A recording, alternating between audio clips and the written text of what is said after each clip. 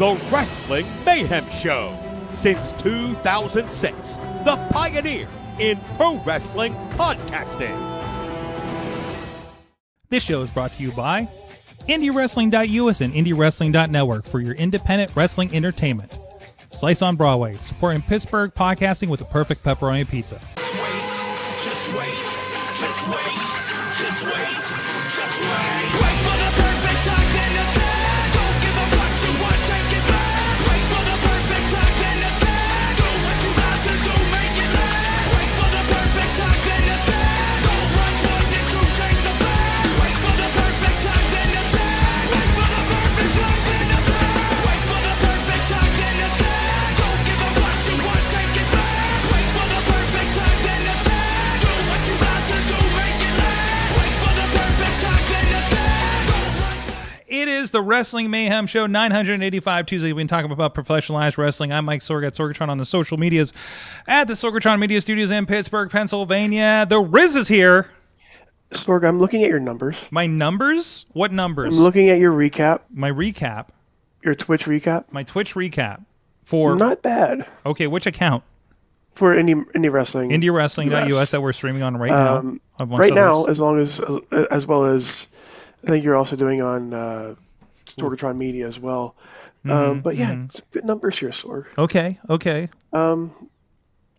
Where's my emoji? Where's your emoji? Yeah, why don't I have an emoji? Well, I think I got to see if I can put more emojis in there because I only had 5. probably can't. And we had our logos for this, the couple of promotions. One I don't think we work with anymore, and we had a random one I made of Ziggy Heim because we did the Hanukkah Day thing. Surprisingly, the top emoji that's been used is the RWA emoji. Yeah. I wonder if that's during the pre-shows or what. So because I don't look at the chat enough when we go live. But yes, I'm here, Sorg. Thank you. So Riz has been I'm like, Riz, I got my recaps from Twitch. You're my Twitch expert. Is I'm a this Twitch expert. good? Because if you didn't know, Riz plays games I do. on Twitch. On Twitch. I haven't played games in a while. But And I don't know how to read the tea leaves of I don't know if these are good numbers. They're not we're not doing thousands and thousands or anything over there, but there's definitely a good number of people popping in there, right? yes, yes. But Sorg, you're taking time away here. Oh, yeah. Okay, so of course I got to introduce intern Mac is here. Hi. Hey, it's been a couple weeks. We watched part of the homework. Yes, we watched. So we'll do that. We'll do that because there is a comparison point there, and we'll update on that. And we also have, let's see here. Oh, some guy named John. Some guy named John. Some guy named John is here. Welcome. I feel welcome. Thank you. Good. Important week. It's an important week. 880 is in the middle of a big move, and I thought we'd talk about that. You seem implicated in that, and you had a big week with Effie on Thanksgiving Eve that we'll talk about later in the show, right? Indeed. So, including the big question that we'll leave as a teaser is, we found out, are you gay enough? We did find out. Yes. It's been answered. It's been answered, and we'll find out more about that here in a little bit. In the meantime, this is the Wrestling Mayhem Show. We're here live every Tuesday night at 9 p.m. We're streaming on about everything Wrestling Mayhem Show accounts. That's Facebook, Twitch, YouTube, even Instagram as well. You can join us, and we're keeping an eye on the chats as much as we can here across the board.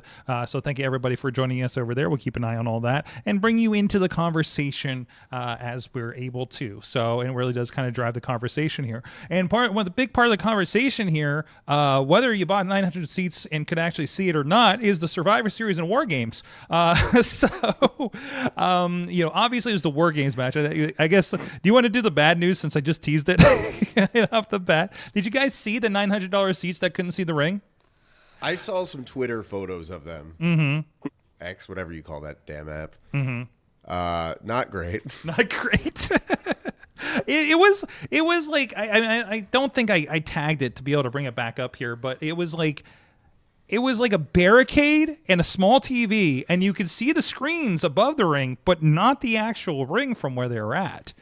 I asked the question online: is this the venue or WWE's fault? And unfortunately, a lot of people kind of harped on and I get it because this is kind of the thing, the TKO of it. No, it's TKO's fault that it's $900 and stuff. It's like, well, that's not the question I was asking.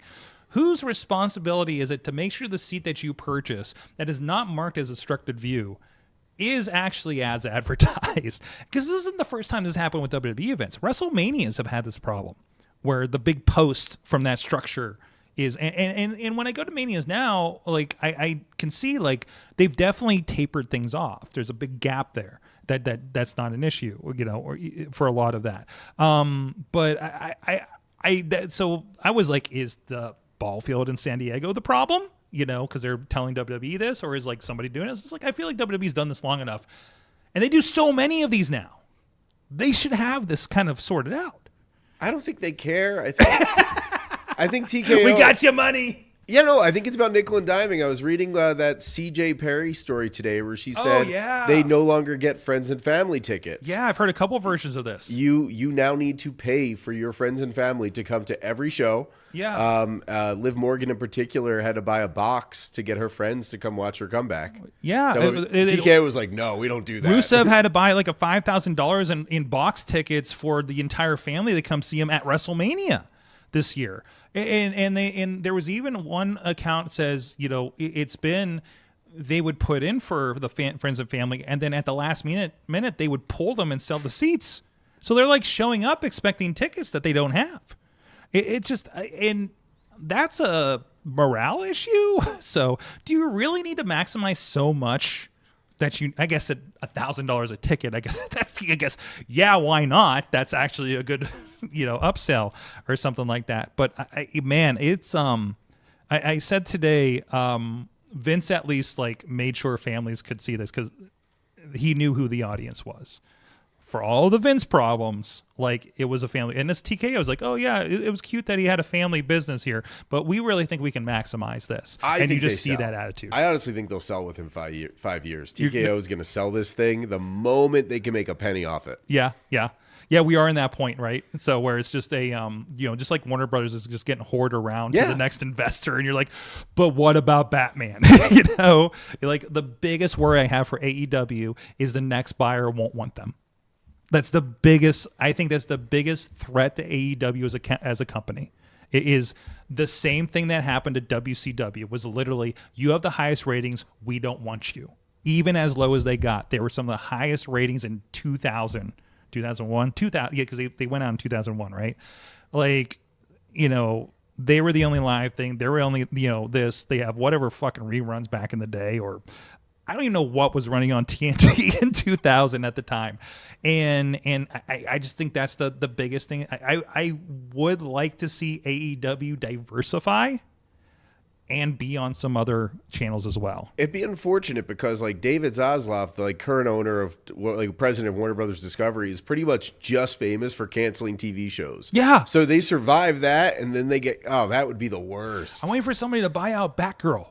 Because I want to see what happened there, I'm very curious about that. Because we got the Daffy and Porky Pig. Yeah. We're getting the Wile E. Coyote trial movie. Somebody else bought the rights to it, so and I don't know what the difference is. Like, can Batgirl get? This became another podcast, by the way, but it still applies to AEW in the long run. So I don't know. W just becomes this like brand commodity thing. It's still wild to me to flip on my Disney Plus and see the Survivor Series advertised, which again goes back to my prediction I made several years on the prediction show that Disney will end up buying WWE and Rhea Ripley or Charlotte will become a Disney princess because Rhea Ripley wasn't big yet. It's a lot closer than you think. It's so close right now, isn't it? If you look at it, if you look at it and you look at TKO's catalog here, they had UFC. They have UFC. Yeah. UFC went from ESPN to Paramount. Yeah. Like Paramount. ESPN just did 1st. Yeah, ESPN just did a swap out, didn't they? Yeah. Like Paramount is at January 1st. They're gonna be the home of UFC.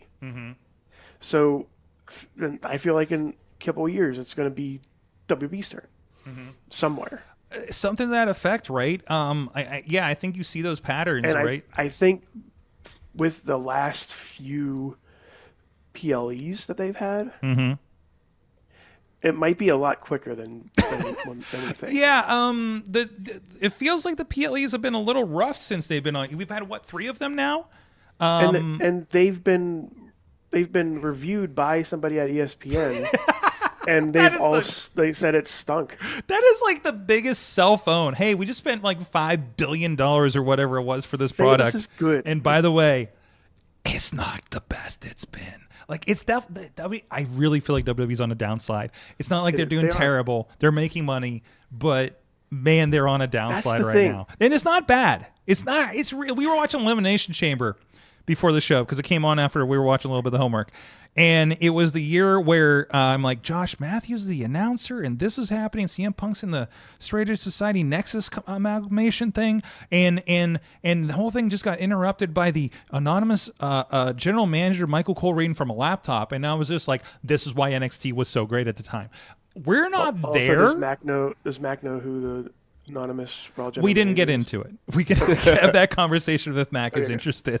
So when we get to that, but it's definitely not what it has been. You know, like the next Bloodline story isn't there yet. The next Cody finish the story isn't there yet. And they're in, I don't know, is it a rebuilding phase technically? Maybe or a sorting phase because of all the new TV deals and the moving parts there, so and I always see the messages of WWE's bleeding us dry by making us buy this, and this. It was like, yeah, but WWE's not getting all that money from you. No. Like they're different providers. There's a good thing in the chat that popped up here that was, let's see, where was that? Ponder is saying if Netflix or Comcast or Universal is the buyer for, say, Warner Brothers, whatever they call them these days, what does that mean for AEW? I don't know if that means much, honestly. Maybe Netflix would be a problem. Netflix, actually, I read, made a great pitch today, a cash offer. Yeah. And they have the investors lined up. So there were a lot of rumors today. It might go down. Netflix might finalize this deal. But that's also like they still have HBO and all that kind of stuff. They have other platforms. They have TV.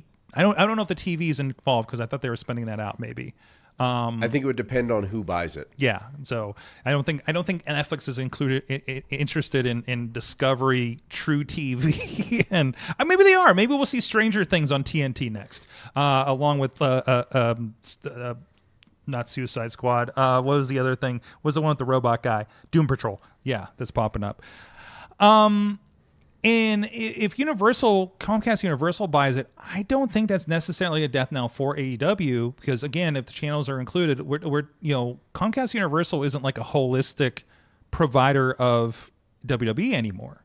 They have SmackDown, and I think they get rid of everything else in February or March, which now the question is also, what does happen in America to NXT PLEs? Like, where does that go? In my mind, it could just go straight to YouTube at this point because WWE's doing a lot of YouTube stuff, right? So it could be that's antitrust monopoly territory. Well, not in this economy. Do you see them going like the route of maybe adding on to Netflix, being like, hey, you have Raw, here's a monthly live, monthly.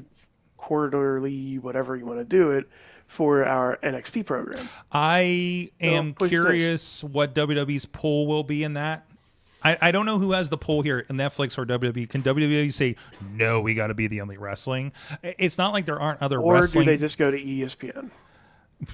I mean, I feel like ESPN might be the key. I think in the void, AEW will be valuable to somebody. Mm-hmm. In a world where it was announced today that Impact Wrestling is going to be moving to AMC channel, which is a channel people actually have, and they made all the references to Breaking Bad and everything in it too, so they're already off to a great start. Are you ready for listen, remember when TNA we went to Destination America and we were looking at the Amish zombie ghost hunter shows and stuff that were on that channel to figure out what that channel was? I remember they did like the Speed channel at one point, and they had a whole different programming of what was it called? It was pretty much a wrestling promotion for speed, like the Speed Channel, with like Jay Lethal in a mask, wrestling somebody else. It didn't last very long. No, absolutely. Yeah.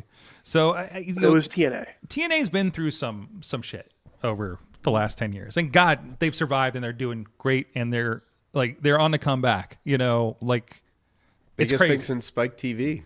What's that? Biggest thing since Spike TV. See, I mean, honestly, yeah. I mean, that's I like think 15 years ago. I think it's bigger than Spike TV. Right? I'd agree. Yeah. I don't know. AMC is not what AMC used to be. I guess. It depends if they end up on the streaming platforms for AMC. Mm-hmm. I don't really know what the deal fully entails. So T-Pop's in the chat room saying the NXT PLAs just goes to YouTube, at least temporarily, like AAA's events have been. Yeah, I think that's happening too. And AAA's making movements. They've moved from, I presume they're coming off of HBO Max down there, / Space TV, I think is one of the things. And looks like they're going to Fox. I don't know if it was Fox or Fox Sports, and that's the Mexico's Fox. So that's different, obviously, then. Because I think AEW had programming on Fox down there. Like they had some kind of AEW Espanol show that was, and a wrestler programming went on a Fox network. I don't know if that's still the case. Maybe that deal's done and they swapped in AAA. So wait, Speed, didn't they try to bring back Sparkplug Bob Holly? No. That's, man. If they could, they probably would have. I'm sure he was still signed at the time. They probably would have. I think he was still with WWE at the time. So, but yeah, so that there's big question marks on there. I think you're going to see more movement in AAA to be more America friendly, because they're streaming it to WWE's YouTube in Spanish, which is wild because when they were independent, Joe Dombrowski himself was doing commentary, on Triller and stuff. And now they have nobody after that big show they did of it like a few months ago. Like, I feel like they're disconnecting at that point because, like, that's not making it, like, they're making it partially accessible in a certain way, obviously, but it's still like, but I don't know what's going on. Maybe I don't need to know. I just, he's an iguana guy and he's doing fun stuff, but, but a lot of people aren't going to digest that, right? It was really hard for us to watch New Japan before they went everything English, but that still really niches thing for you, and you want to see it because Dominic's there, and Americano and all these guys, and you want to see what they're doing down there, right? So I don't know. I feel like that seems really strange and disjointed for WWE TKO to be doing it this way, considering how flushed out everything else has been over the last couple of years. So it's really, really intriguing. So. This was to my knowledge, this is the first stadium, because they're like, oh, we set all these records for Survivor Series. So it's like, yeah, because they've been in arenas, I think, for its entire history, right? To my knowledge. So this is the first outdoor war games. Watching the intros made me long for a pay-per-view at PNC Park here in Pittsburgh, which is something that has never entered my mind. Because that is, we always have we're the prettiest ballpark. Like San Diego's got some pretty good views. They did that bay view over the top of it. I'm like, Missy, look at this. Look at this view here. And they're right in the middle of the city. Like you're looking up through the rafters and you're seeing just a building. That seems very unique to what we've had with these PLEs, up until now.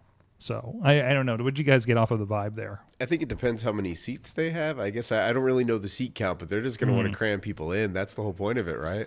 It is true, but they haven't been filling SummerSlam. Yeah. Especially now that they went to 2 nights. Cleveland was not near fill when they did SummerSlam up there. There was an entire top, both sides top, that were just a couple levels were tarped off. So I think they like the possibility of it, but if they can't fill, they're not even filling for WrestleMania anymore. No, Vegas didn't fill. They No, charged too much. They charged. It was really cheap if you go day of. When you buy the tickets a couple days out, it's kind of nice actually. So do not plan in advance for WrestleMania is my hot tip for you. The Woods family did the same thing. I think they just bought their stuff a couple days in advance. I have a buddy in Vegas. I'm pretty sure he did something similar. Yeah. The only issue was I bought my ticket for Raw on that same day because I was trying to figure out if I could make my flight still. And I ended up with a handicap seat by accident. So because I'm like, oh, it's cheap, it's on resale. And then I looked at I literally walked to the section. I'm like, what the hell is HC? And they're like, oh, shit. So there's that. We talked about that back then. Dave Bonner says that PNC Park can do 40,000 for baseball, so I'd imagine it'd be more for wrestling. They did 40-some thousand for Survivor Series this week, so I think that would pretty much work out for them. And they're not killing any seats for that set. They did that dugout set, that cool aisle light tunnel that they did, and they played with that a lot with those guys coming out. That was really cool.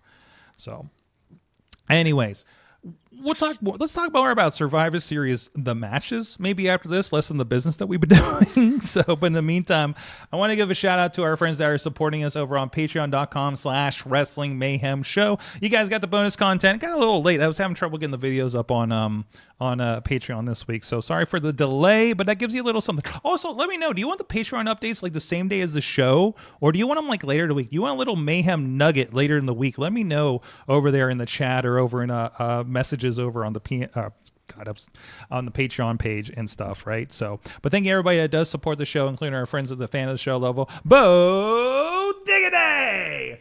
Woo!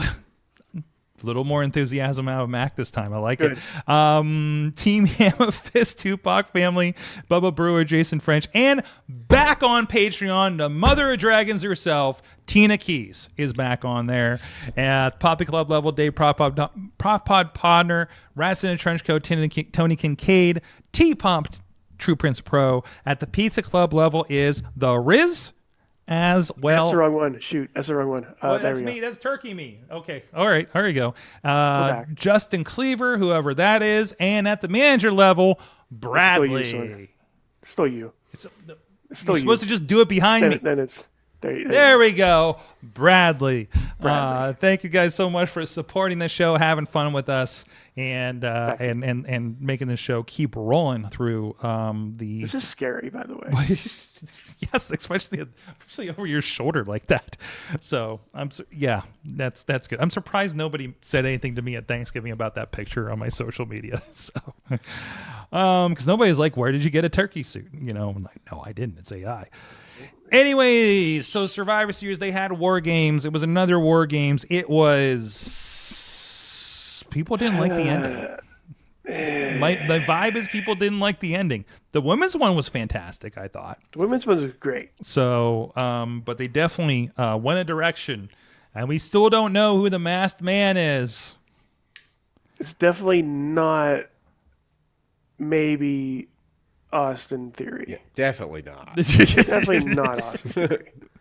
The thing is, there's who it was, but there's who is it actually going to be in the end. The joy of a mask is you can just say it's whoever, right? Yeah. Just like, who's going to be Vince McMahon's son? I don't know. Who is he? Also, did we ever resolve who the anonymous general manager was? I was thinking about that today. Was it? No, it wasn't Hornswoggle. It was right? Hornswoggle. No, really? No, yeah, I think they did write it off as Hornswoggle, just like the Sun. Oh God! So every answer was Hornswoggle. Every time it's Hornswoggle. Good for Hornswoggle. Yeah. Maybe bad for everything else. You know. Really, really cool guy, by the way. No disrespect for Hornswoggle, but Hornswoggle can't be the answer to everything. So for a brief time, he was. Not? But he was. Yeah. Jeez. There's some other joke in there somewhere, but. Either way, Tina's also dropping in. T-Mobile Park did like 50,000 when they had WrestleMania 19, and they could probably put in more there. It's a good size stadium up there. We drove by a couple weeks ago. So the match itself, like again, I always get weird with this because like we were watching the old War Games, this whole thing Squadron versus the Deadly Alliance a few weeks ago for intern Max homework, and just like. It was always kind of promoted as this brutal match, just barbaric, yada, yada. And even we were watching back, like, the first match they had back. And I remember and I can't remember that they've done anything with this since, but it's been maybe one instance of blood in this match since they came back with WWE. And we know WWE's a little more sanitized. That doesn't happen too often anymore in general. But this feels like This feels like where you should do it. Like Hell in a Cell is definitely where you should do it, right? Go Go ahead. I feel like AEW was smart to run Blood and Guts like 2 weeks before. It does kind of deflate it, doesn't it? We had the same match with lots of blood. Now go see it, and no one's gonna bleed once. Isn't AEW kind of doing this is what War Games is supposed to be? That's what it at a felt certain like. point? Counter programming. Mm-hmm. No, absolutely. It's like you like it or not, and obviously people have opinions whether they should be or whatnot. But it's just.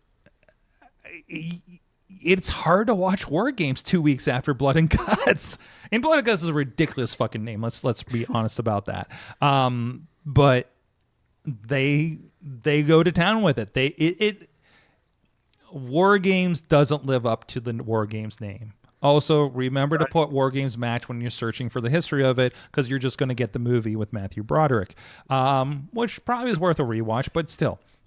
I'd almost prefer the traditional Survivor Series matches. I thought you were going to say you prefer the movie. No, yeah, maybe. But no, the traditional Survivor Series matches, at least, yes, that meant something to me, and it shouldn't mean more. Like an 8-man tag should not mean more to me than what this match is, but it does.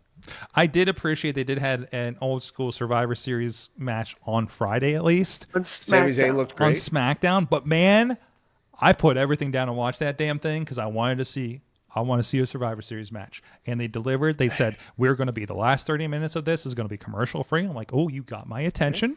And they had the graphics to show. Unfortunately, with all those guys wearing face paint, you kind of couldn't tell who was who when you got some people off of that graphic. But still, hey, you know what? It's just like when everybody was Doink, but meaner.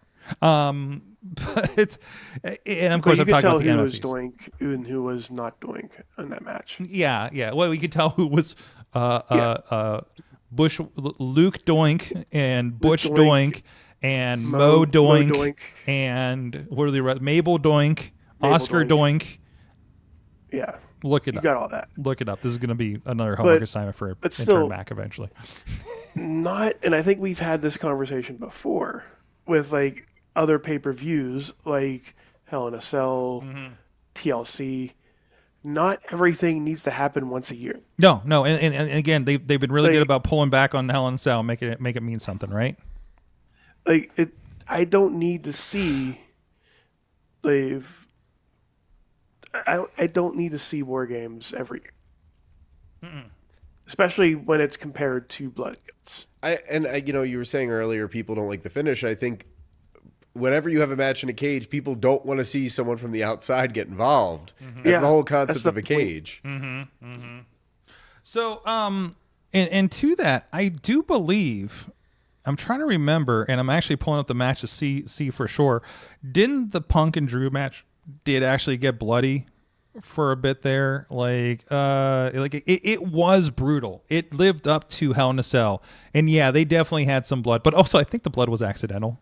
Because I think it was something like Drew got caught on something, and he's definitely a full Crimson Mask in this thing. So and that was probably the best Hell in a Cell that they had done in a decade, right? At that point, yeah, CM Punk wasn't drinking the blood of Drew McIntyre in that match. There was that too. And then you have AEW's just calling out, hey, we're going to have a tag team death match for a tournament match here coming up, which is tremendous. I do want to see Tony Storm versus Jon Moxley, by the way. Let's just go for it, right? So that's anyways, back to War Games. Don't want to go down the AEW hole yet. I think it's interesting. Royal Rumble does this now too, since 2 specialty matches that last a while, but only 4 matches on the show. Lots of wrestlers involved. You have 20 wrestlers between 2 matches. It makes sense. The women's match was good. By saying the women's match is probably the lowest match on the card is not a disrespect to the women's match in this case.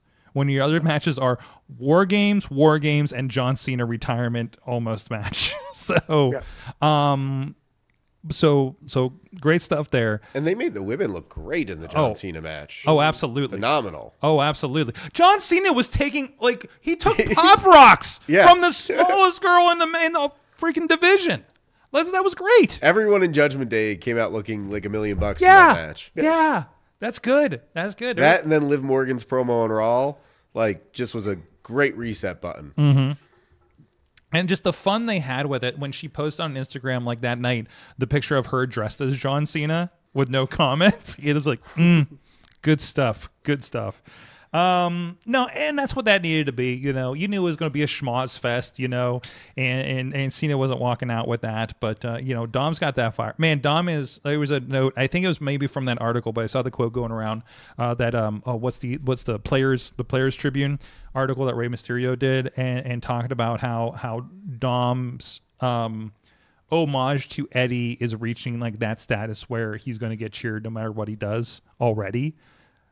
God, to have that so young in his career is just insane, right? Like that guy, he's gonna main event WrestleMania in the next 3 years, and I might be sooner hedging that bet at this point. There's 2 nights now, Sorg. There's 2 nights. He's at least the first night main eventer.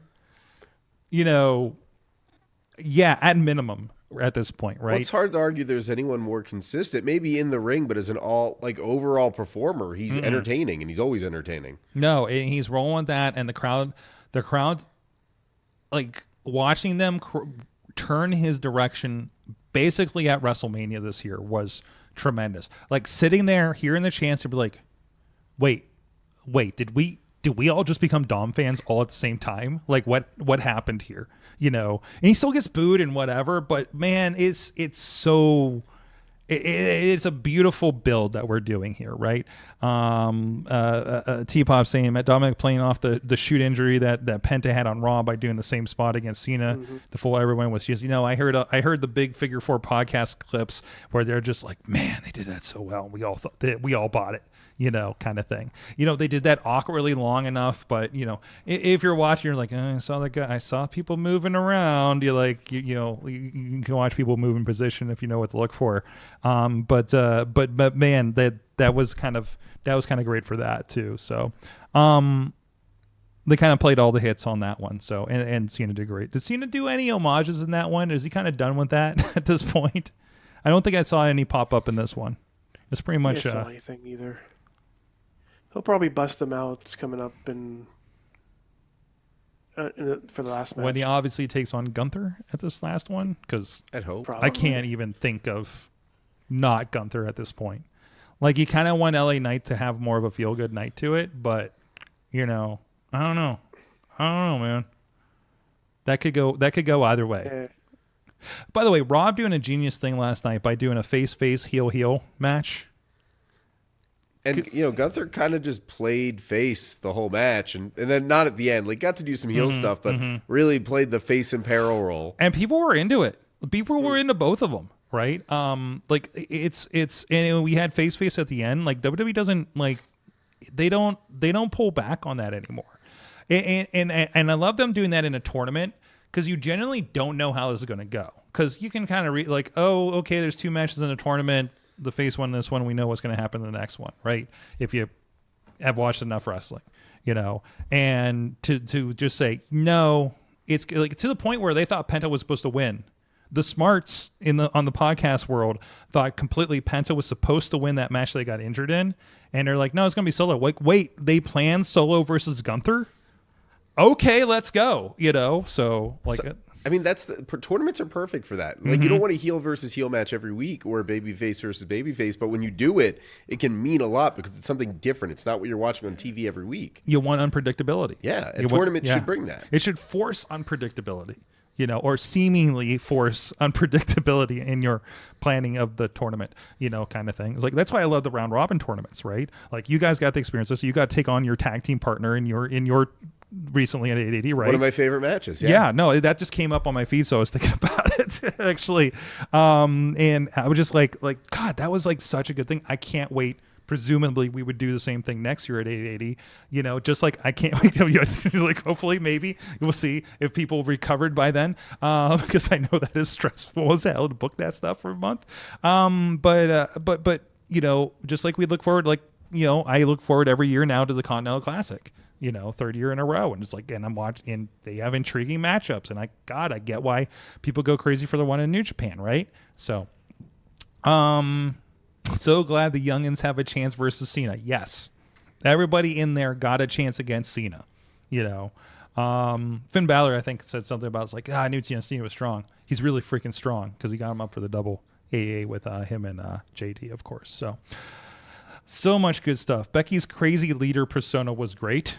Talking about the women's War Games match. EO has been reunited with her trash can that now bears her name. Potter said, how are they not selling the trash can? Do you know what shipping on a trash can is, sir, when you don't have Amazon Prime? You don't think Fanatics is going to pull back on that one. So maybe, I think her action figure has a trash can. Say that's going to come with every action figure if it doesn't already. It's just like, you just like, it's called toyetic, okay? Like, I learned this watching a documentary about Batman and Robin, the movie. And that's why Slim Jim is on every table now, right? That's why you got the Fireball ladder. The Fireball ladder, the EO Sky logo trash can, because it's weird to be just putting that in there, And it's why everyone wears their merch out to the ring. So you want to get that. And also, like, what was it like? I think Dustin Rhodes, and I've heard a couple of people talk to us, that they are like somebody with face paint. They're like, I got to keep doing different face paint so they keep making new figures of me, because give them a reason to make more figures of me. If I just look the same, Randy Orton hasn't changed too much in the last 20 years, So, hey, it's another Randy Orton figure. Cool. Okay. Like the other one. The tattoos are a little better this time. Okay. Oh, it's got his new tattoo. Like the little details. But, at least Joaquin Wilde can have a different hat, or something. So he just got his first one a little bit ago. Mysterio's been doing this for how many years now? Oh, man. Rey Mysterio really is the forefront of toyetic in wrestling, masks. Isn't he? Masks and styles and nods to superheroes and things like that. T-Pop says, thought it was very wholesome that Rhea Ripley was one who brought EO's trash can. I thought that felt right because I saw her with the lid. I'm like, Rhea's bringing the can, right? So that's great. But it was Becky afterwards. You mentioned Becky with the leadership. Afterwards, Becky had a couple of tweets saying that the trash can was rigged. So it's like just throwing everything out there. It was so great. She never tapped out, by the way. She never tapped out, right? Yeah. I also love Jessica Carr put a clown face on Becky's on the Raw poster in the arena apparently on Monday night. So I'm waiting for the Becky Jessica Carr feud to culminate because we know there's been rumors about her. We know she can wrestle. Again, we interviewed her on this show when she was a wrestler in the area. So Becky's at that perfect point where she can lose to anyone and she's gonna get more heat and still be the top heel. Oh yeah, it's that beautiful spot. She's lost nothing losing to Maxine. No. Have you seen the Maxine and Natty training video? I did see the training video. What the hell was that? Oh my god. Yeah, it was interesting. I don't know if I'll buy Maxine as a technical wizard after, but it was something different and it definitely stood out. It was, it made Natty look tough. It seems like we're getting a little bit of that indie persona from her. Listen, we're getting Bloodsport Natty. Yeah. That looks like what we're getting. Listen, we talk about on this show, like even with the 880 guys, like seeing Transformations guys like Nick Swiled and stuff. We're like, oh no, he's going to go anywhere and like just like click into something. Like, I mean, if anybody's going to click into something different, it's going to be at the WWE level, right? So like, maybe there is a badass makeover for Maxine. Maybe it is going to be, Max Payne Maxine or something. Maxine Payne should be her new name. Well, there's something cool just because it does harken back to the Heart Dungeon, and anyone who's been watching for a long time remembers that's where good wrestlers go to train. Mm-hmm. So, you're sending Maxine to the modern equivalent of the Heart Dungeon. Right, exactly. God, so much good stuff here. But anything else on Survivor Series before we move on? Or anything else WB? Do we have a PLE this weekend? Is NXT this weekend as well? Is it? I know next weekend's Next the so many Saturday night things event. happening. I think it is actually. This is a packed weekend. Oh yeah, it's like the Iron The deadline, yeah. Gauntlet. Iron Gauntlet. I believe John yeah. Cena picked all the people. I haven't gone up that. I'm still catching up on NXT. I catch up at Ring of Honor. We'll get into maybe a little bit later. But this weekend, by the way, you have so many choices for wrestling this weekend. On top of friends of the show like NWA Exodus that'll be returning to NWA's YouTube for the live stream out of Cleveland. But you do have Saturday's deadline. You do have Ring of Honor's Final Battle, which is included with the Honor Club subscription, which may be free again if they screw it up again. So who knows? Everybody got a free month of Ring of Honor last month or last time they did this. And I believe TNA is also doing, is it Turning Point perhaps? And another one. TNA lost me for a minute because Final Resolution is the show December on Friday. So Friday you have both TNA and ROH are going head to head for this, and that might be why they were announcing people are defending AEW belts on the Ring of Honor show, because I think they're sprucing that up for the counter program. Both are included with monthly $9.99 plans, by the way. You're not going to spend a lot if you want to watch either show on Friday. So for half of a pay-per-view cost for AEW, you can go watch both shows on Friday and a whole bunch of other content for a month. So I'll put that out. Why am I doing an ad for these companies? So that's basically what the show is. Right? It's basically what this show is, right? We support the wrestling we like, right? Even at the high level. And they are all technically alternatives to WWE, the big corporate juggernaut right now. So yeah, fuck the man. Go for the lesser man that's also the man. So there you go. That used to be the woman because Dixie used to be there. I don't know who owns Anthem now. Anyway, so you have some options. What's happening, Sorg? I'm trying to get all my shit in is what's happening here before we get to our interview segment. Jessica Carr is a former Vicious Outcast Wrestling alumni, and friend of the show. Under her previous name, Kennedy Brink, I believe. It's spelled really interesting. So, no, I remember having a good conversation with her like a decade ago. So we might have to pop that up during the break here, Riz. Maybe we'll do our interview rewatches like we did last year. Ooh, that looks good. And we're like, hey, remember this person before they were a referee? Remember when we did this? Remember when we talked to this person? I was thinking about that one, and God, I can't remember what the other one was. Either way, hey, guys, a lot of stuff coming up here, including next week is going to be RWA's Seasons Beatings show. There's going to be a lot of stuff going on there. Pretty Boy Smooth, Beastman, and the whole cast and crew from the Renegade Wrestling Alliance will be a part of that. There's going to be pies thrown. Pies will be thrown at Tony Kincaid. If that didn't sell you on it, and by the way, IndyWrestling.network and IndyWrestling.live or the membership over on YouTube is much cheaper than both of those shows I talked about previously. So about roughly half the price what you're going to pay for that. You're going to check that out on December 13th, I think is next Saturday, and you can watch after or whatever the case may be. If you got other stuff going on, because of course we do have, we'll probably talk about next week a little bit more, or even tonight, I guess. Enjoy Wrestling is next week on their Patreon. A lot of options, and the nice thing is you don't have to watch this stuff live. I hardly watch anything live anymore, to be quite honest. I just got to be really careful with my social media intake when I have something else going on, like the NXT, kind of busy, But a lot of good options there, so go check that out. Support indie wrestling. Support us putting out good indie wrestling. And also part of that is going to be the reboot of sorts coming up with Thursday night fights. Top Rope Tabletop's next Friday. Oh, hey, Top Rope Tabletop's next Friday too. Also free on the YouTube. This is a very busy December, by the way. So, plus it's Christmas, and I have to figure that out. So Thursday night fights is moving from the south side, not to the east side, but definitely up the mountain. Of sorts, to the Hilltop, to someplace familiar. If you've checked out the Hilltop County Fair with Enjoy Wrestling, or you've seen the second season of Fight Underground, it's the same room. But I love that wrestling has somehow been attracted to this space.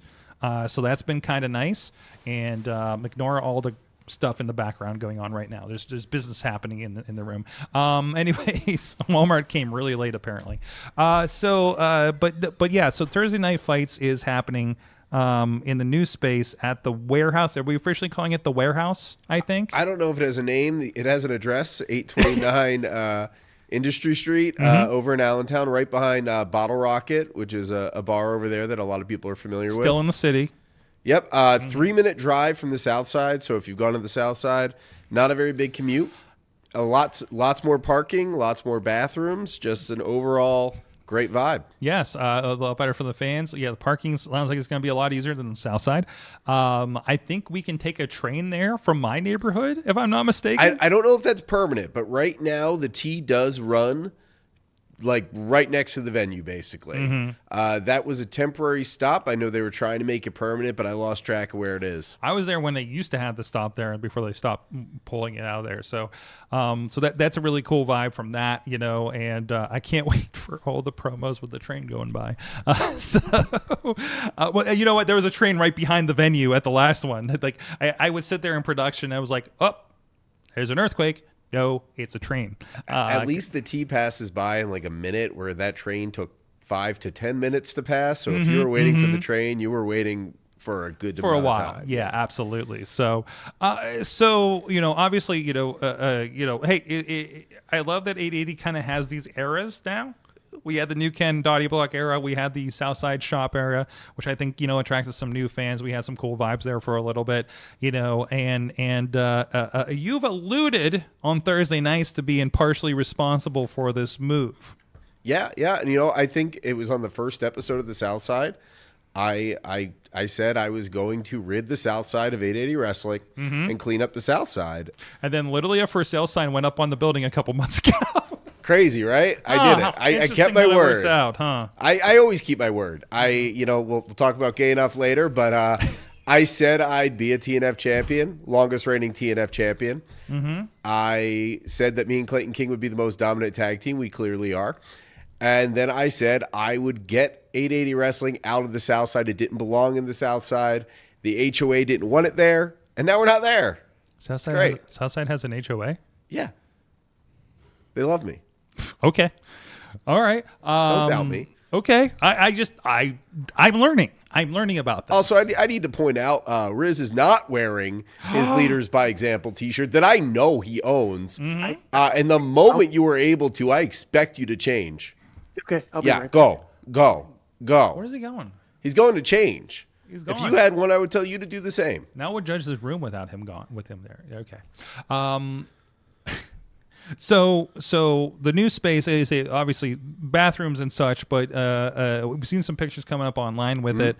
I know the ring's gone in there in the last couple of days. Figuring out the space and everything. No more low boy ring. No more low boy. Oh, we have high ceilings. You're going to see a lot of the aerial moves that maybe we couldn't quite do in the South Side. Oh, so you can finally get your swanton in. Oh yeah, all the high flying stuff right. you've come to expect from some guy named John. It's all back. Yes, we know you're very airborne. Oh yeah, when you have the space for it.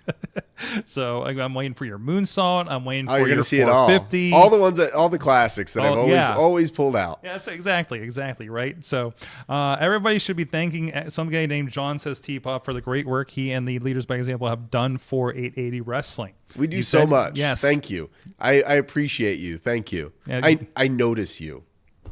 There it is. You have recently I got to repost the pillow death match. I think we've had you on since that. The lumberjack pillow fight. And which was followed up the next day by a whips and chains match. Yeah. And of course you've come back around, and Marco is now a member of the crew, proud member, with Reese Hayes and everything going on at 880.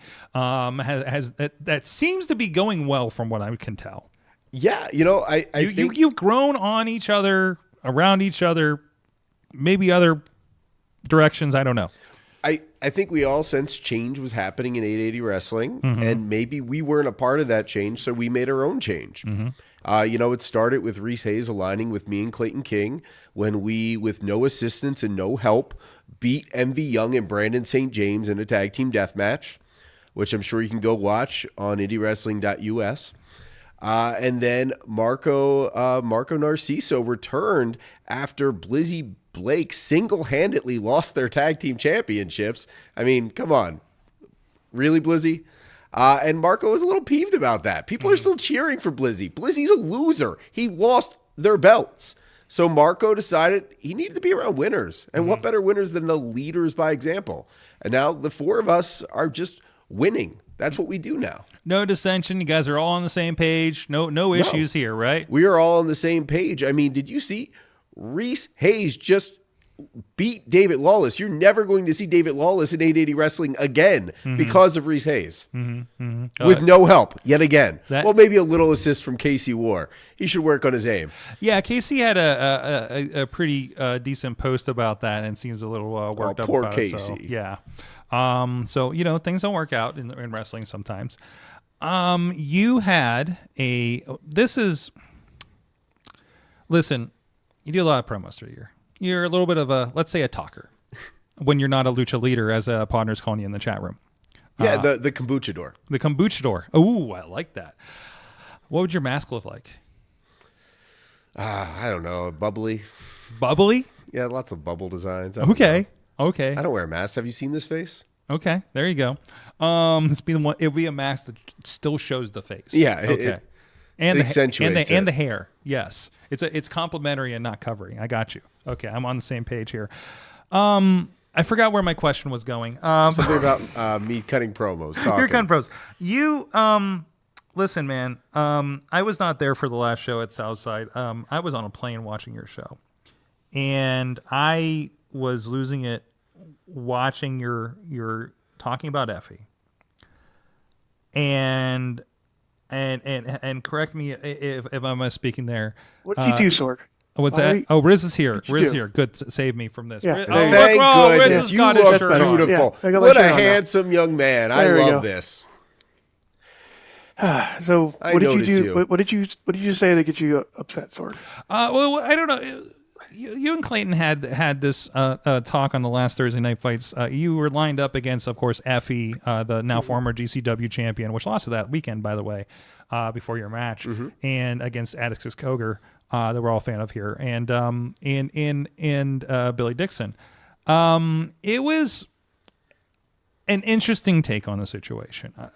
I don't know if you want to kind of elaborate on that for people that didn't listen. Yeah, no, when your encounter with Effie and Billy. When MV Young announced that we were going to be taking on Billy Dixon and Effie, we really looked at their whole body of work, and we realized at the time they were charlatans. They're both praised as these icons of gay culture and pro wrestling that create opportunity. They've both been promoters. They're both workers that have accomplished so much. And we kind of thought it was a crock of shit. So we decided the gay community in pro wrestling needed new heroes, and who better than commonly known as the Alpha Ally of Appalachia, Clayton King, and some guy named John. Okay. And we might not be traditionally gay, but we're gay enough to be gay icons. You had shirts for it. Yeah, we had shirts. They looked like they're tough enough a little bit, but hey, yeah. That's a great logo, and they'll be for sale soon. If you want to buy one, just hit me up. There you go, Riz. It's coming soon. There we go. More There merch. you go. So you, how was your match with Effie? Well, we beat him. With once again no assistance, no help. Oh, none whatsoever. None right? whatsoever. Nope. I'm pretty sure we were endorsed by Billy Dixon, though. He believes our messaging, and that's great. I love Billy Dixon. Billy Dixon's had a tough year. Had a wedding fall apart. Yeah, steel cage divorce next week, I believe, at Enjoy Wrestling. I mean, that's a lot to go through for a guy. It's a very emotional time for him. Very emotional time. I don't even think he wanted to be on the opposite side of that ring from us. But at the end, he gave us that nod after we both pinned the former GCW champion. I mean, Effie's lucky he lost the GCW championship. Otherwise, he'd owe me a match right now. I should be GCW champion.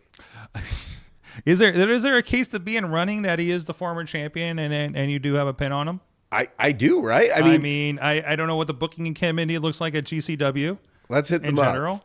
Hey, let's hit them up. So anybody got their number out there? I'm sure. I think a couple people we know have worked with them. Right? Effie's had a phenomenal year. I think more title defenses than any GCW champion ever. And I think he went in really overconfident, thinking he was gonna really just school me in there. And in the end, once again, all on our own with no assistance, no help.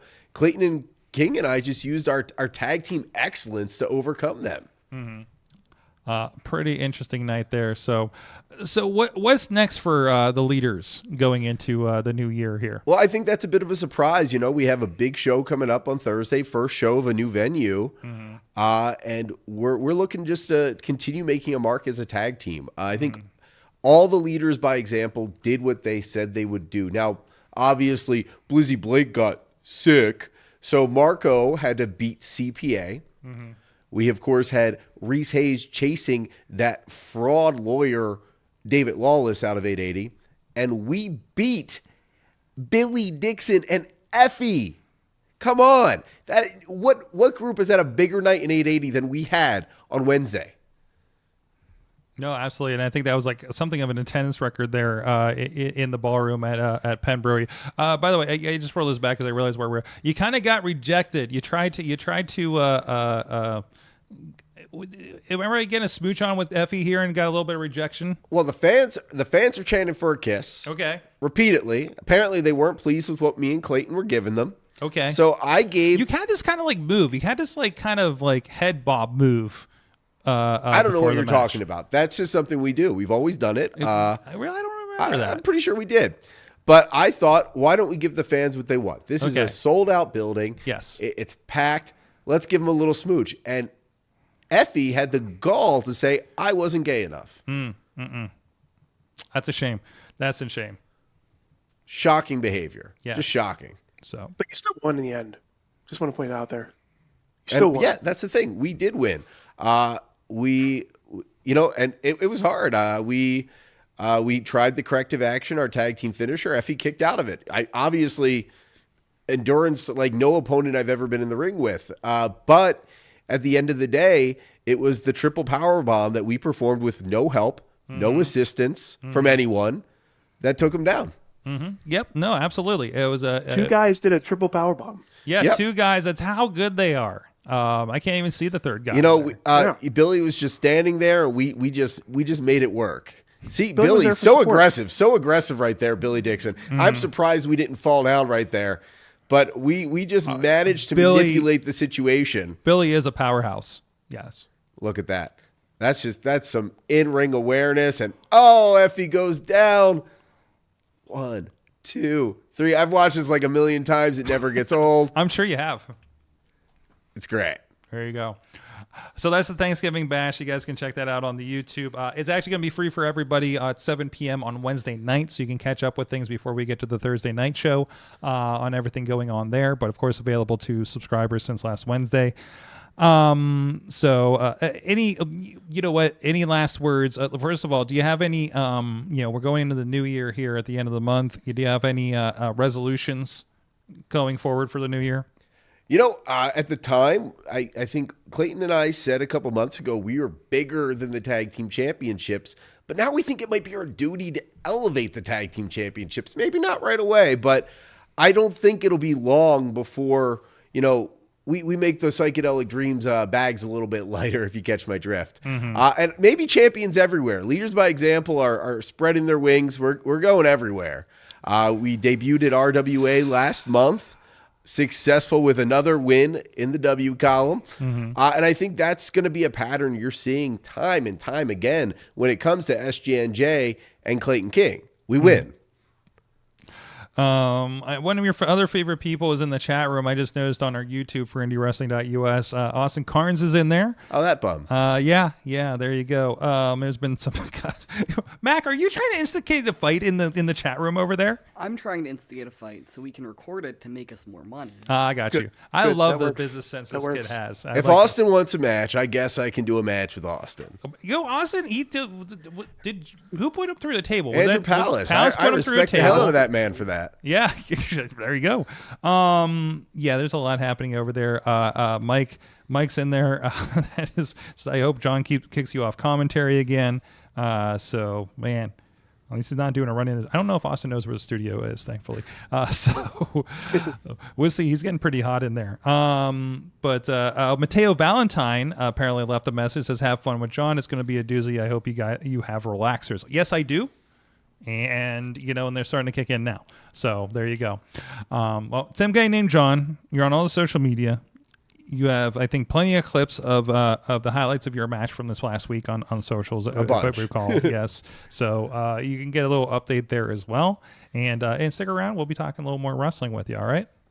So we are going to take a quick break. We're going to come back. We kind of did a partial credit on the homework this week. So we'll talk a little bit about that and talk about like kind of what we just referenced a little bit with the evolution of War Games with WWE. And then we'll find out what we learned in wrestling and a bit more. And maybe we might go deep and read the comments. We'll see. We'll see after this message.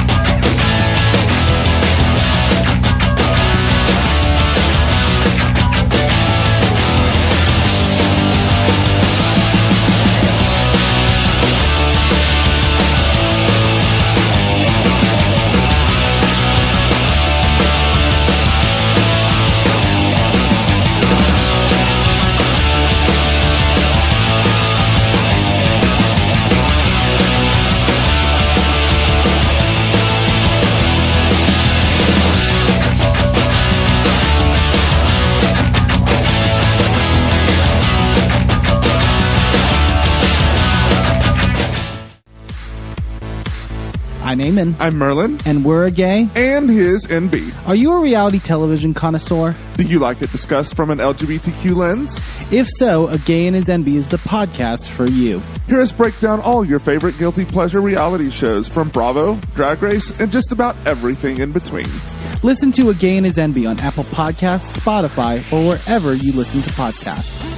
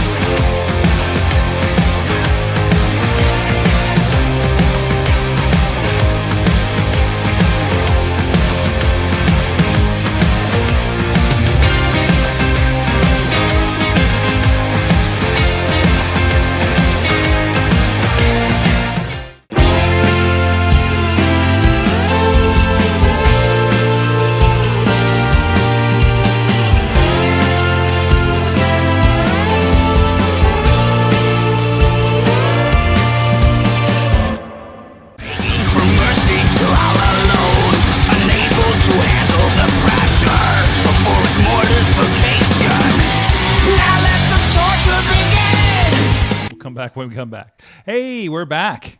It's the Wrestling Mayhem show. Riz is here somewhere, but here's his chair. And also with us, intern Mac is here. I love when I surprise you with the shot and you're like, oh, I'm on TV. That's called presence. And some guy named John, of course, 880 Wrestling, which is showing up in the new location up in the Allentown neighborhood of Pittsburgh here this Thursday. But also next week, you're going to be on Enjoy Wrestling, we forgot to mention. Yep. Tag teaming up with Gianni, Michael, Enrico, the greatest Italian to ever come from Pittsburgh. Okay. Ever, especially in pro wrestling. Oh, okay. I wonder if there's any other high-profile Italians not of at all. any living or dead in professional wrestling. Just Gianni, Michael, Enrico. Okay. All right. Yeah, I guess that. Yeah, sure. Okay. Fatal 4-way tag match. He does not need my help to win, but because Cristiano has some other obligations, I will be filling in. I am the third last real Italian. The third to last, or third last? There are three of us. I'm the third one. The last real. The very Italian, some guy named John. That's what people say about me. Okay. That's, I haven't seen that on your card. Maybe that'll be on your trading card. I'm Italian enough. Sure. Okay. So that's going to be down at Valium. I know it's been I was there the first time we were doing with Valium. Had to miss last time because of COVID, but got to watch it from home at least. So it's a very cool venue. Again, a nice big warehouse space. Yeah, I like this move to warehouses that we're doing in the rest of professional wrestling. Better than the gymnasiums. All respect to gymnasium shows; they're cool enough too. But I just like a variety in spaces. It felt like everybody was on a basketball court 10 years ago, right?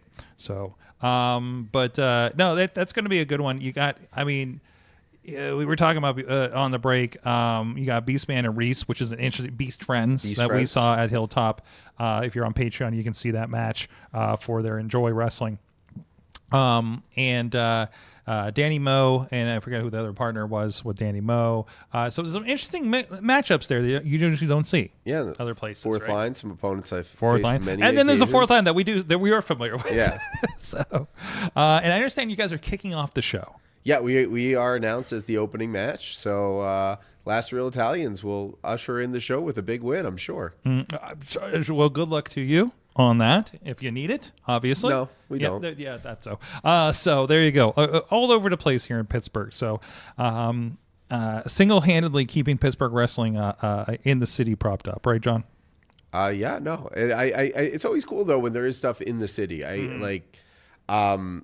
When I lived in Philadelphia, there were lots of independents. So few of them actually ran in Philadelphia. Yeah, we talked about that. Yeah, they'd all gone bankrupt, but the few that were there that I could get to via SEPTA, the public transportation company. SEPTA sounds like something else to me. Which is probably still accurate, right? Yeah, no, they're terrible. But it made it special. You could just go to the bar, catch a bus or a train, and you're at a show. And I think there's a novelty to that, to not having to go on a car ride for 30 minutes. And sometimes I want to go on that car ride for 30 minutes. There's nothing wrong with that. That's a blast too. But there's something fun about having wrestling in your own backyard.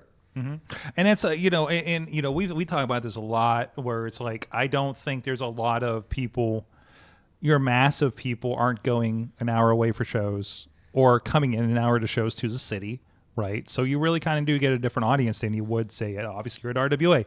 That's quite a different audience than we're seeing at 880 or Enjoy at this point, right? So yeah, I think 880. A lot of the Enjoy regulars kind of discovered 880 through Enjoy. Sure. And it's a different crowd. I think there's a lot of more overlap than people give credit to the fan bases of all the professional wrestling around here. Yeah. But there are some fans that don't leave the city. If it's not within city limits, they're not going to that show. And that was an untapped market. That was people who were just going to AEW, WWE, and now they have a spot to go catch indie wrestlers, where you also have some of the great talents from everywhere else coming through to be featured, and talents that aren't being seen at even the regional companies in the area too. They at this upcoming Enjoy show, you have Paul London versus Mikey Montgomery. That is a cool match. That's going to be a lot of fun. I can't remember what else has been announced yet, but there's a lot. Let me go pull Yeah, up the I thing don't- just to make I- sure, because I don't know what you're privy to or making your dealings with or anything like that. No, obviously that, and obviously Well, like the steel cage match between Sonny Kiss and Billy Dixon. dog collar match between MV and Mad Dog Which is gonna Connolly. be great. By the way, I just saw Mad Dog in person over at Defy again, and obviously we saw what he did to Reese Hayes the last show for Enjoy. He is I saw some of the scariest moves in wrestling, like legitimately. He murdered on Reese this. Hayes. Reese Hayes. I know, and you should see what he did to this other guy at Defy. I can't remember who he took on over there. So I love Reese. Never mind. yeah, they love him, but like, God, he took a beating on that show. And speaking of War Games match, Better Business Bureau versus Runway and Holodeck, which that's going to be a lot of cool. There's only been that one steel cage match at Stage AE, so I'm really excited to see the setup. Which was Lawless and Mr. Grimm. Mr. Grimm, that's right. So a lot of really interesting stuff going on there. And again, we mentioned the steel cage divorce that's going to be happening next week as part of that show. And I think that's all the big stuff that's been actually announced for them. And there might be some other surprises in there. They have a pretty tight show. We talk about Defy is a very nice, tight show. Enjoy also is a very tight show. Obviously, there's some DNA between them or influence between them, and everything. I mean, they were on, Enjoy is still, I think, on Remix with Defy and everything too. So, but I know Remix is still a thing because it was brought up the other day. And I just, but there's just a lot. I can't keep up with all the streamers. Listen, I can't operate my own streamer and keep up with all the streamers, so it gets hard these days. So, and I'm getting more pictures from the venue. This is exciting. I'm not going to share them yet. This is very behind the scenes. This is more me stuff because this is not interesting to anybody else, I'm sure. Are we gonna have a bar? What's happening here? Anyways, it looks very cool so far. I think they're getting the lights in tonight, so I'm very excited to get in Thursday and figure out how we're going to shoot that show with the interns. I think both the interns are going to be there to shoot it as well. Mac, are you excited for a place that doesn't? I don't know. I'm not excited for a place with less graffiti for one thing, because I thought that was a very cool look. But I'm excited for the open space to work in. And the heat is way better. So Yay! now that it's cold, I think that's something that's on everyone's mind. I'm still bringing my space heater just in case the first night. Yeah, I mean, I was there today. Yeah. It was cozy. And lots of space. Like you're just not on top of anyone there. There aren't skate ramps. I think there was some charm to the old space, but I think this new one is an upgrade in every way. I love it. I love this evolution that's happening here. Anyway, so we have a little bit of a homework, and we had some scheduling issues and stuff, and we did get to. I got to refresh up on this match. Mac, you got to watch some of this match. We're talking about the first War Games in WWE. This is NXT. This is roughly 20 years after WCW had done a War Games, and this was interesting. It was the Undisputed Era, Sanity, and Authors of Pain, with Roderick Strong, who was dressed as an author of pain, which I forgot about. This was a weird format. And I remember when we watched it, like, this is a weird format. There's no roof was the first thing that bothered us. And, this is when, like, the Undisputed Era of Bobby Fish, Kyle O'Reilly and Adam Cole. Sandy was, of course, Eric Young, and Damo, I forget what, Killian Dane, I think was maybe his name then? Or is that his name now? I can't remember which is which. Killian Dane was his WWE name, I believe. And Wolf something. Was part of that at the time. Madman Fulton was not in this part of it. I think Madman Fulton was an early iteration of Sanity. Oh yeah, Alexander Wolf. Alexander Wolf. Thank you for that poll. Man, wow, Riz appears with information. So I remember that because Mad Mike actually made a nice little, and we'll get back to that for a minute. Made a comment once saying that Alexander Wolf was the one person that was like really hard because there's like another Alexander W in WWE, and it was picking up on that one. Oh, when he was working at WWE. Yeah. That's fun. I think it was him. Yeah, that sounds like a Mike problem. Yeah, for sure. So the interesting thing about this format of this match, again, there's 3 teams of 3 people. So there's 9 people versus we have 10, like 5-on-5 right now in War Games, right? They did the first 5 minutes of a 3-way. And then every 2 minutes after that, they let out the rest of each team And it, like the rest of Undisputed comes out, rest of AOC comes out or something like that, right? Which was an interesting take. I don't think they did that again after this. It went back to like 2 teams. I feel like they I vaguely recall it, but I feel like they experimented a lot with those early ones when they were first bringing them back in NXT. Like it was like, all right, we want to bring this back. We want to make it WWE version. A lot of trial and error. There was but they got that out of the way and got into the match, and you just had 9 people being wild. Because what was it like, Mac? Didn't we say there was like 20 minutes after they got everybody in there at that point? Yeah, and it just like I have it up right now, and I'm like going through it. Yeah. And it just keeps going. Yeah. Like, and it's not boring. It's 47 minutes, this match with intros, right? And which is like, I think like the old, like I was interesting because like the new ones are like an hour. The original ones were like 30 minutes, right? And had more people coming in and everything, right? So, and this was like, again, reminded me of what that era was like of NXT. Oh God, this is what got us through. I feel like that energy that we had in NXT during that time, where all of the cool people from the Indies and Ring of Honor and TNA were coming in and just going and just having these baller matches. I feel like, again, watching back to that, a lot of that DNA, obviously some of the talent, but a lot of that general DNA is what kind of got brought over into AEW when it started around there too. You know, plus all the guys that they wouldn't bring in, right? Like that was kind of the special thing about AEW. Mac, you know, kind of in your own, not lived through this vacuum, what are your kind of take on this so far versus what you've seen otherwise? I think this just like emphasizes in my heart I love steel cage matches just because they can't escape. This is where you've landed on things. Like I think it's fun because like normal matches, like you can roll out the ring, whatever, you can like take a break. You're just stuck there, and it's like with this they don't have a roof, so like you can climb on top. I'm terrified of heights, so being on top of a cage like that sounds like the worst thing on earth. And there's at one point the one dude climbs up and throws the other dude off, and they land on all the people, and it's just. That sounds awful to me. That's something I would never want to experience, but it's so much fun watching someone else have to deal with. Did you see that. the EO Sky trash can spot from this weekend? Yes. That is like the only clip. It showed up like 50 times on my Instagram in the last week. She's straight upside down with her legs like split out at some point. It's madness. It's absolute madness.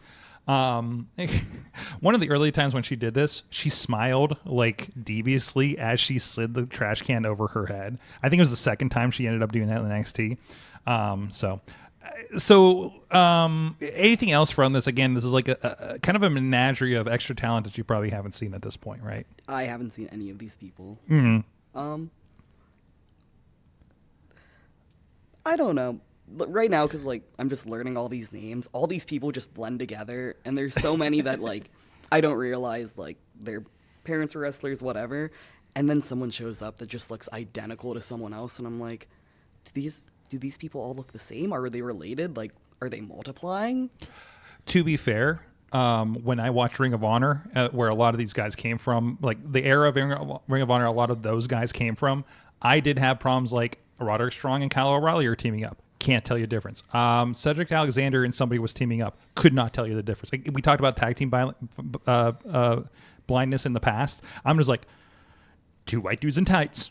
I don't fucking know. They do fucking cool shit, but I don't know who the fuck they are, right? And it's like, yeah, again, it's Roderick Strong and it's Bobby Fish and Kyle O'Reilly and Adam Cole and stuff like that, right?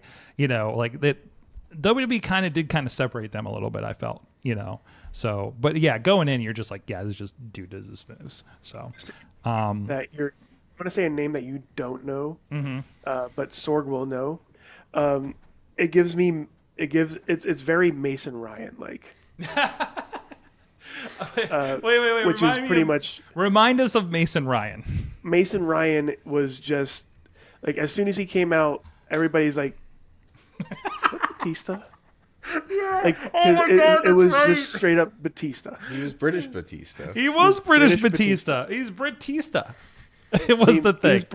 British Batista with hair. This was the thing, like, especially this era. This would have been like the mid to late 2000s of WWE. Every guy that came in looked like this guy, you know, looked like your O'Hare and Jindrax, your like muscle guy. Everybody had the same stack of muscles, you know, and you just pasted a different face. kind of on them, and they had tights, and that was it. And then nobody had personality. Like, nobody stuck out beyond that, right? Cena was just muscle dude in tights when he first started, right? And he developed into this other thing. Because it's like, of course he got lost in the shuffle. You look like everybody else. You know, having muscles and doing a headlock does not float in WWE, you know, and it takes, some of these guys don't figure that out, right? And sometimes it's like, why is all of SmackDown these guys? Like, it was a bit for a while, especially before they had like a good developmental, you know.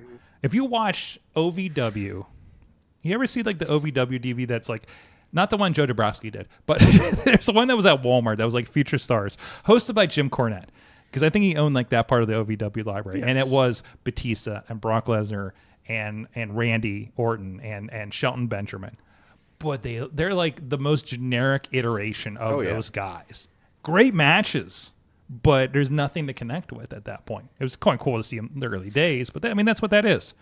Anything else, Mac, that you're learning from your poke through of that match? Not about that match, but Podner asked, "Have you taught me what fuck Bobby Fish is?" I did talk to you about fuck Bobby Fish a little bit. Yeah, that would be Patreon discussions on that one. Yeah, we've had the conversation. The people that know the lore on the show know this. So, I have forgiven internally Bobby Fish and a lot of people in wrestling. What about Psycho Clown? Psycho Clown's on the fringe. That felt malicious when that happened. So that is that's like a not cool thing that he did. Sword? No, I'm the one that wronged Puppet. I know. And R.I.P. Okay. So no. I have mostly forgiven the people that wronged me over the last couple of decades of wrestling. Chachi has not.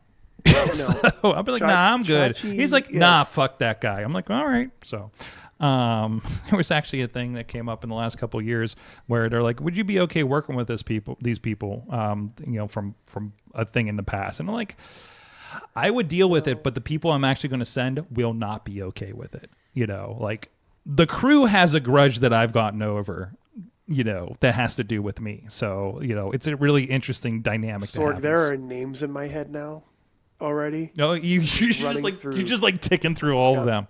Mm-hmm. So, man, I don't think, you know, John, you're early in wrestling. You know, other than the obvious people we can talk about, like Effie and MV Young and such, probably for you in these cases. But there's gonna, like, do you already have like a list of people in your head? They're like, yeah, I'm not working with that guy again. You know, that kind of thing. You're just like, yeah, maybe we're not going to be on a show with this again. You know, don't name names or anything. But I think most of them already gave up wrestling.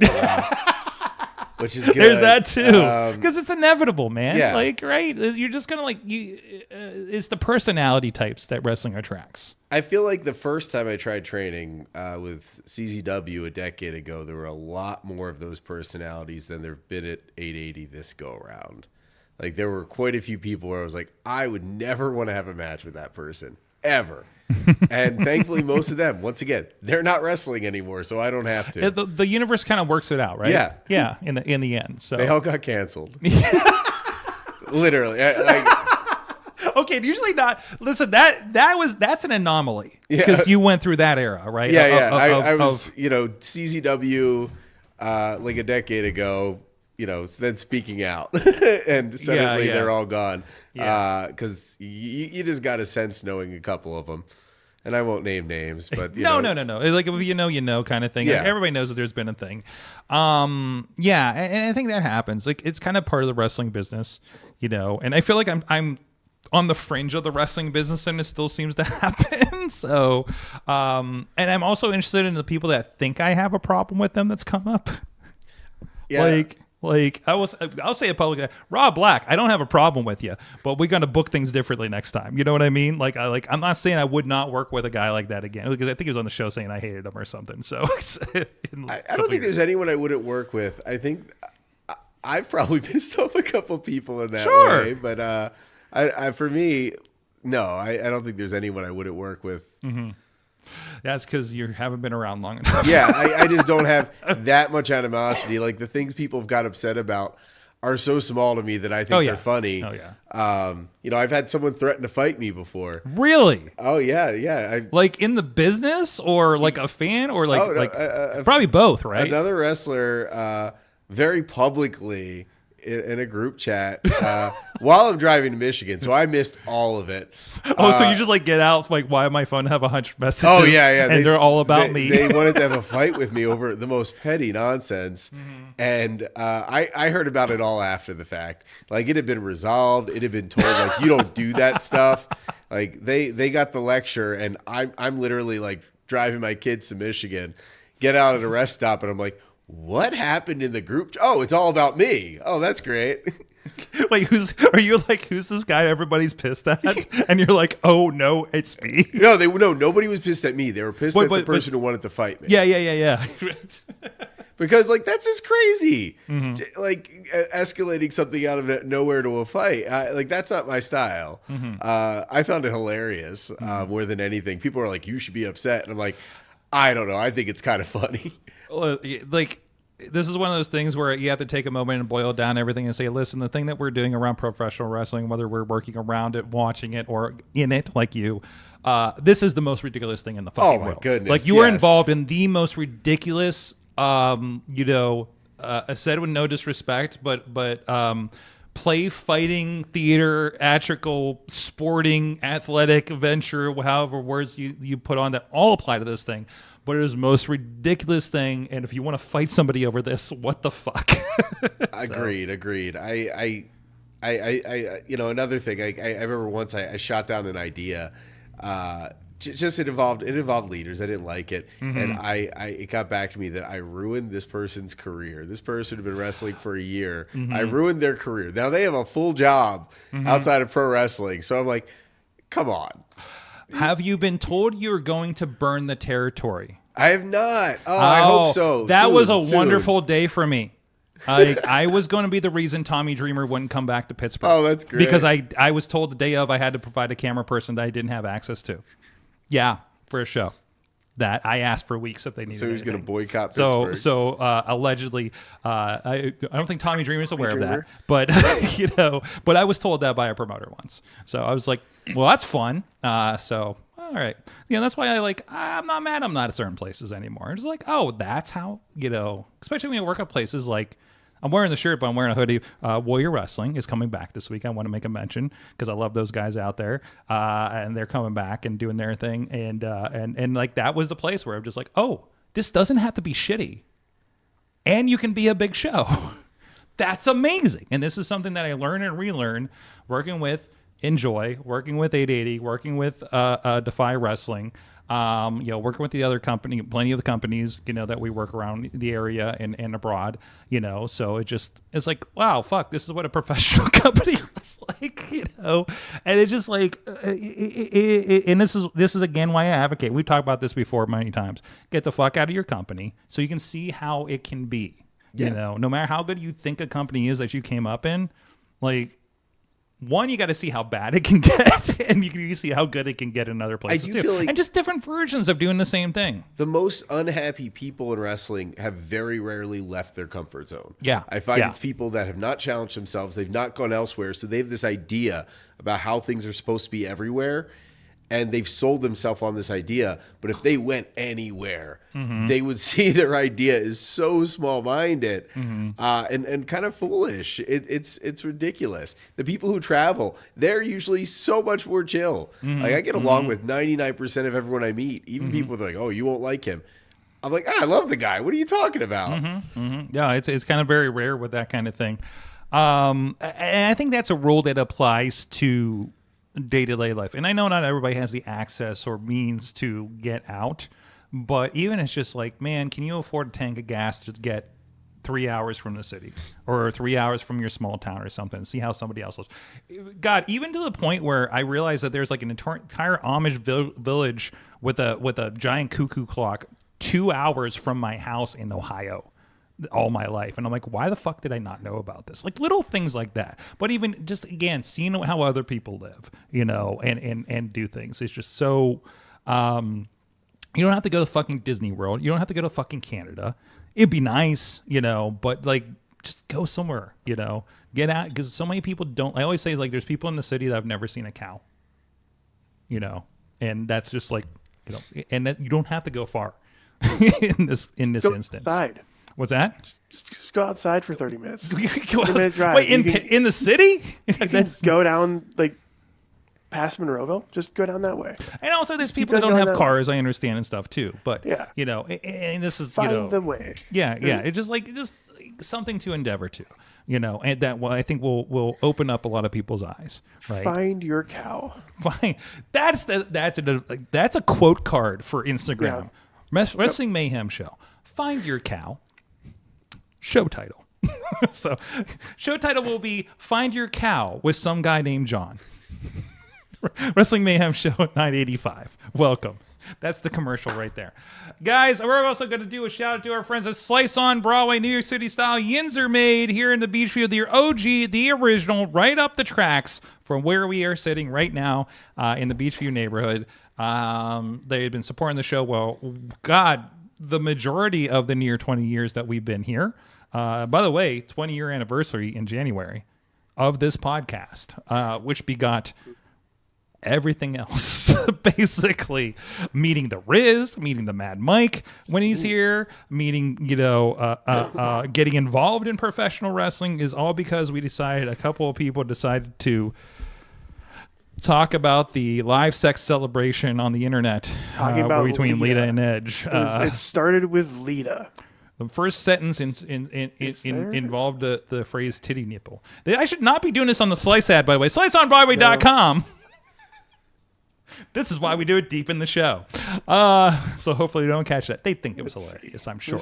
They provided everything for my my pizza championship match with Tatiana as They well. did, that yes. exact slice, yeah. Yeah, you had a no-ring pizza championship. I think that's on the YouTube, right? So I believe so. I think called we them filmed up that. and I don't know. They gave me a bunch of boxes. Did they sponsor? They gave They it didn't to you? sponsor, but they gave me all the stuff. I basically great. asked. I was like, "Hey, I need pizza dough. I need boxes. It's for a wrestling match." And when I said it was for a wrestling match, they just were like, "Oh yeah, come on by." Did you go to this one? Yeah, this one. Oh, good. I live so the around the one corner, that Beastman yeah. destroyed. Yes. Yes. Have you seen that video? I have not seen that video. All right, we'll be reposting that video. Maybe the Patreon will be showing you that video. All right. I should just be running the video on the video version of this show every week as they're at. So, it's so old. He has the Fight Society Championship. Oh, okay. If you know, you know. So pre-COVID. Anyways, that shows how long we've been working with these guys. Just like I reposted one of him yelling at a bus in the middle of the street in Southside at the first WrestleRex. Yep. Dude, There's Beastman's that- fucking wild. Mac just did a video of Beastman attacking everybody at the entrance during the Rumble at VCW last show. So, I was John, hiding that- under the ring, yes. and I could just hear it. So I'm like hiding. Like I can't see anything under there. Yeah. Waiting to, back up. And my you're good like, buddy, why do I hear a playing. ruckus by And the entrance? I can hear things clearly being thrown. Like, and under the little part of the curtain, I can see people falling as they come out. And I'm like, I got no clue. Welcome to West Virginia Wrestling. So with the Beast Man, there is a funny part where I think it was Avalanche Adams that I think thought he evaded it, but then gets a guardrail dropped right on top of him. Oh, I saw that. on the floor. Since then, I've seen it. Yes. So thank you for Mac for putting that together for us. There's a lot of fun stuff from the Rumble that including the relationships between Super Oprah and Felix Cos. So which is also fun. Listen, you can't you find love, you find action, calamity, shenanigans. You'll also find a leader by example winning the Rumble. and you learn about being an Clayton ally. King. Yes. Yeah. Yes. Absolutely. Gotta I put learned- over Clayton King. Jeez. Where am I with this? Hey, guys. It's that time of show. What did you learn in wrestling this week? Who would like to go first? I'll go first. Me. Oh, you can go first. ahead, You're wearing a John. great You go shirt. first. No, you're wearing There a you great go. shirt. Great The shirt, shirt. too. Oh, look at that. Look at that. You got Look at this. that. You got this. It's like you noticed Got each you on other. that. We notice Yeah, each other. it's Yeah, like- that's right. Anyways, Riz, go ahead. I was gonna say I learned that we lost a good one this, I guess today. Was it today or this yesterday? CM Punk's dog Larry died. Oh, I saw Brody King's post about it too. Yeah. AEW and WWE legend Larry because remember the whole thing started with brawl out. Larry biting the hell out of was it Nick Jackson that he bit? I thought Ace Steel bit the dog or something. Oh, no. I thought that was the story. Ace Steel was with Punk, I thought. Yeah, and I thought he bit somebody. And then that's right. I think the dog was okay, and everybody was protecting the was dog. okay. That's the Yeah. story I heard. That's the version of the story I heard. I can't wait for the tell-all, and they're going to make a movie about it. For sure, right? Who's going to play Larry? Jack Black. That's not the wrong answer. That's not the wrong He's in answer, everything. actually. So was that? That's all I learned. That's Okay. all I learned. Sorry. R.I.P. Larry. Larry did get some merchandise and everything, so I can feel for that one. So we never got Pharaoh versus Larry. So One day we will. Dogfighting's frowned upon. That's probably for the best. that's true. Yeah, too. that's That's true. too. I don't know. We have children involved with -1, right? So and Bailey girl who's now a wrestler, and of age wrestler, I believe now. So right. So John, what was yours? I learned that leaders by example are indeed gay enough to beat Effie and Billy Dixon. There you go. We are. That's what it everyone takes. wondered, and we were. Does that mean Atticus Cogar is gay enough too? That's up for him to decide. Okay. I can't decide that for him, but You can only know your case. yeah, I we got you. certainly are. We're icons now. Okay. A lot of responsibility on our shoulders.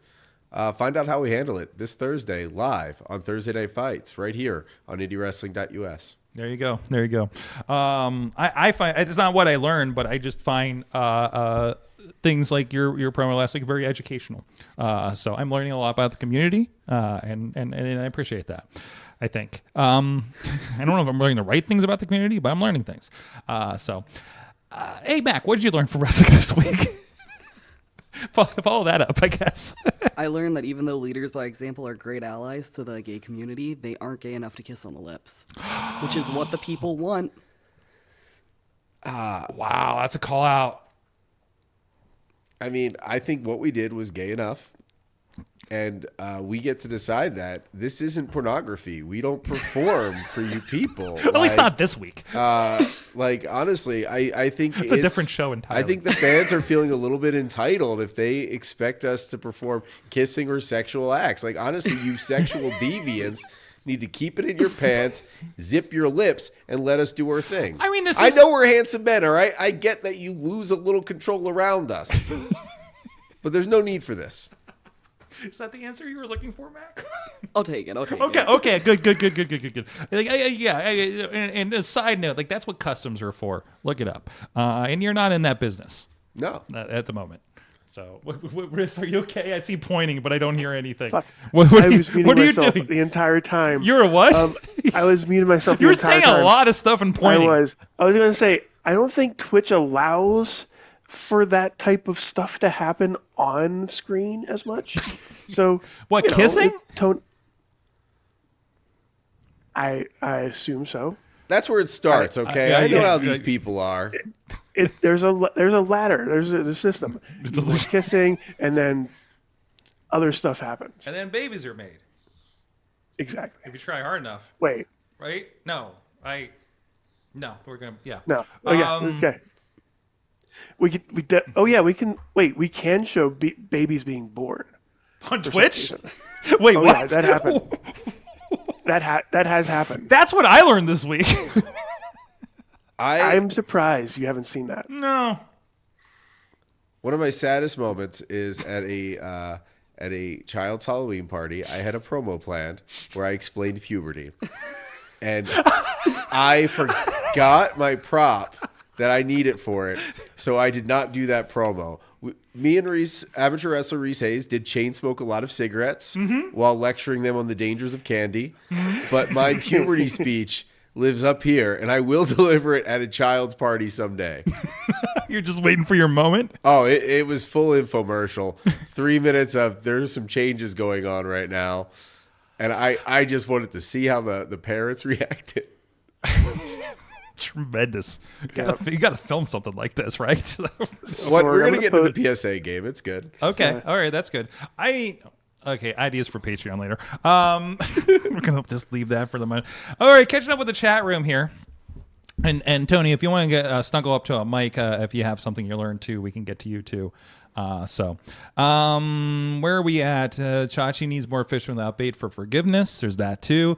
That's our other podcast on the network. I recommend it. Really, this is not what he learned, but Pawner asked, wait, some guy named John's related to Swoggle being under the ring. Did you see any leprechauns down there? No, I did not. Which is amazing since everything's green in that promotion. I think in West Virginia, somebody probably ate them all. Okay. Yeah. Some vicious people there. Good to know. Okay. T-Pop learned that El Grande Americano and Vikingo had a match of the year contender this past weekend in the most recent AAA show, and everyone should go check it out. I'd say that would speak for itself without the language, with the barrier. You know what? YouTube, I'm really curious because YouTube, I know I keep getting promotions from YouTube about automatic translation of videos, and I'm wondering if that will apply to AAA. If there's because there's a voice, a vocal translation they can do by AI. So that might be something to play with, an option. If you poke into the beta features or something, that might be in there. So if anybody posted that, if I remember, I'm going to look at it too. So what did I learn from wrestling this week? Well, we had... No, can't talk about that one. No, can't talk about that one. So... You know what? I will say I've had a version of this, but I was reminded of a certain thing and a certain job that happens at wrestling shows. We were talking a little bit about this before the show, so if you're on the Patreon feed, you'll know the details of this. I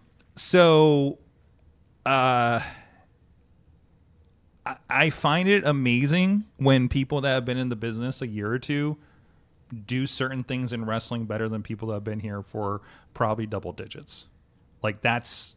I'm seeing that happen more and more these days.